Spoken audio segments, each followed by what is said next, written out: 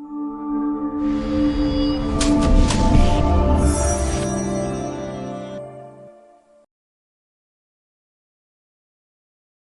સારા અંધારું આવા કળયુગની અંદર જો ખરેખર રસ્તો આપણને એક પ્રકાશનું બિંદુ જો મળ્યું હોય, પ્રકાશ જરાકમથી ટીલડી પડી હોય ને તો ટીલડીએ પણ આપણે પાર ઉતરી જઈએ. તો આ આવા અંધઘોર કળયુગમાં આપણને સંયમ આવ્યા, ફોક્સ આપ્યો છે, આ ફોક્સ. અને ફોક્સમાં ન હાલી શકીએ તો કેટલું આપણું ઓલી હીનતા ગણાય. હીનતા જ ગણાય ને. આટલું સરસ મળ્યું છે તો શબ્દને આપણે જીવનમાં ઉતારીએ. જય મા વિશ્વંભરી.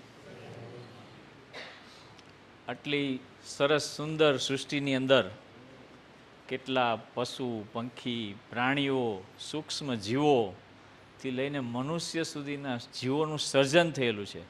એમાં સૌથી સર્વશ્રેષ્ઠ માનવ દેહ મળ્યો છે, માનવ જીવન મળેલું છે. તો આ માનવ જીવનનો મુખ્ય ઉદ્દેશ શું છે? આ માનવ જીવન જે મળ્યું છે તેનો મુખ્ય ઉદ્દેશ શું હોવો જોઈએ? તો એનો ખરેખર મુખ્ય ઉદ્દેશ જીવાત્માનો ઉદ્ધાર કરવો એ છે. તો એ જીવાત્માનો ઉદ્ધાર કરવો એટલે શું? જીવાત્માનો ઉદ્ધાર એટલે જે પરમ તત્વોમાંથી જીવ છૂટો પડેલો છે એમાં પાછું ભળી જવું. તો હવે પ્રશ્ન એ થાય કે પરમ તત્વ કોણ અને જીવાત્માનો ઉદ્ધાર કઈ રીતે થઈ શકે?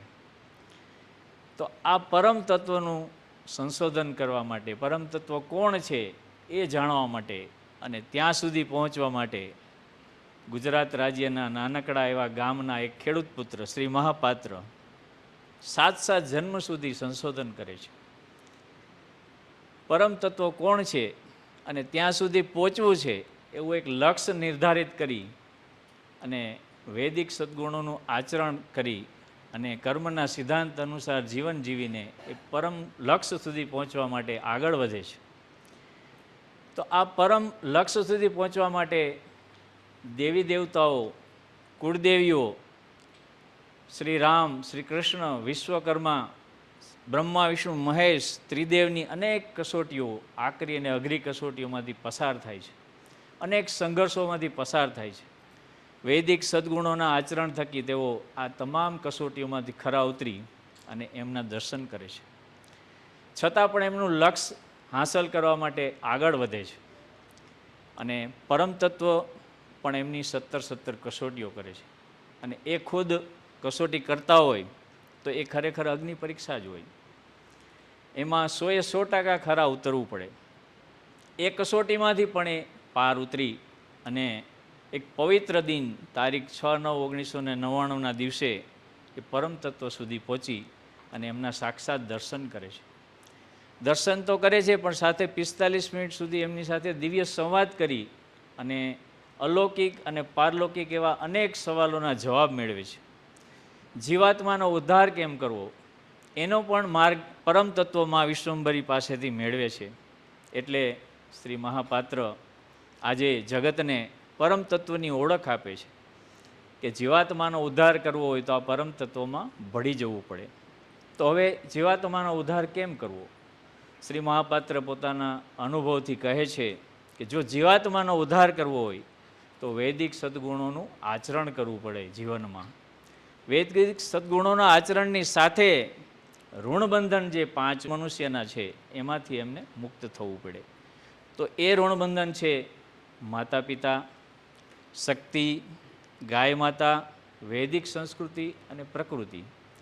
આ 5 ઋણબંધનમાંથી મુક્તિ મેળવીએ અને વૈદિક સદ્ગુણોનું આચરણ કરે તો મનુષ્ય મોક્ષને પામી શકે છે.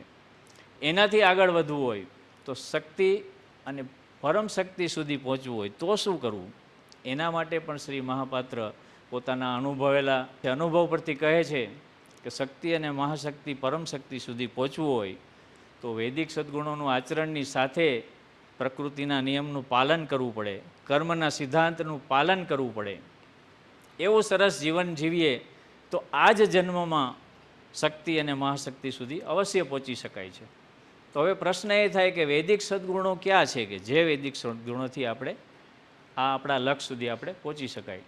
માનવ જીવનનું જે લક્ષ્ય છે જીવાત્માના ઉદ્ધાર માટે, તો એ વૈદિક સદ્ગુણો ક્યાં ક્યાં છે કે જેનાથી આ લક્ષ્યને આપણે હાંસલ કરી શકીએ?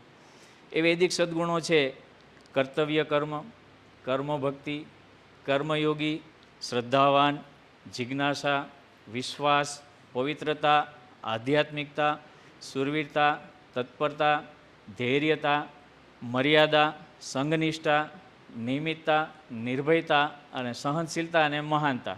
તો આ 17 ગુણો જે છે એનું જો આચરણ કરે માનવી અને પોતાની ફરજ નિભાવે અને કર્મના સિદ્ધાંતનું પાલન કરે અને પ્રકૃતિના નિયમનું પાલન કરે, તો તે અવશ્ય શક્તિ અને મહાશક્તિ સુધી પહોંચી શકે છે અને પોતાના જીવાત્માનું ઉદ્ધાર પણ કરી શકે છે. મૂળ ઉદ્દેશને આપણે પ્રાપ્ત કરવો હોય, જીવાત્માનો ઉદ્ધાર કરવો હોય, તો આ વૈદિક સદ્ગુણોનું આચરણ કરી અને મનુષ્ય અવશ્ય પોતાના જીવાત્માનો ઉદ્ધાર કરી શકે છે.